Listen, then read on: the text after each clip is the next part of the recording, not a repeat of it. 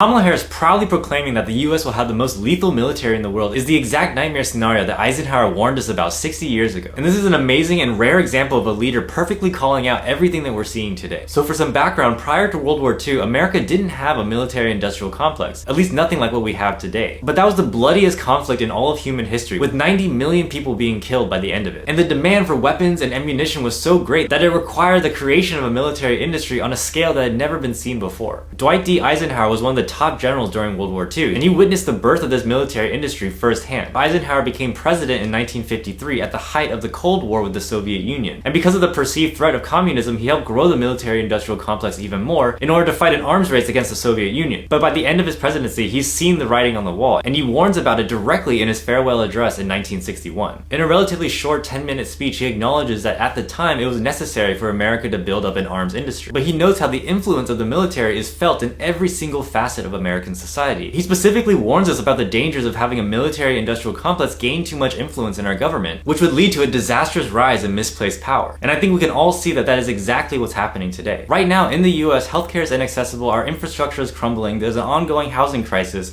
and climate change is going to render most of the country uninhabitable anyway. And all the while, the US has hundreds of military bases around the world and are actively building more. The Pentagon spends trillions of dollars having never passed an audit. The US is actively supplying 2 proxy wars and are gearing up for a 3rd. And weapons manufacturers are making record profits. We are actively creating the conditions for World War III because it will make a few billionaires even richer. But this is exactly the result that Eisenhower was afraid of when he warned us in his farewell address. This is why you can't separate foreign policy from domestic policy, because every single dollar that we spend on bombing other countries is a dollar that's not spent here addressing all the issues that we have today. As Eisenhower said, it takes a knowledgeable and engaged citizenry to fight back against the military-industrial complex. It takes people like you and I banding together and making it clear that we don't want the most lethal military force in the world. We want to be able to go to the doctor. We want walkable cities. We want to be able to afford a home. And make no mistake, there's no reason that it has to be this way. This is all a conscious choice. It is a choice to prioritize profit over people. If we ever want to see a safer world, a more peaceful world, we have to demand different choices.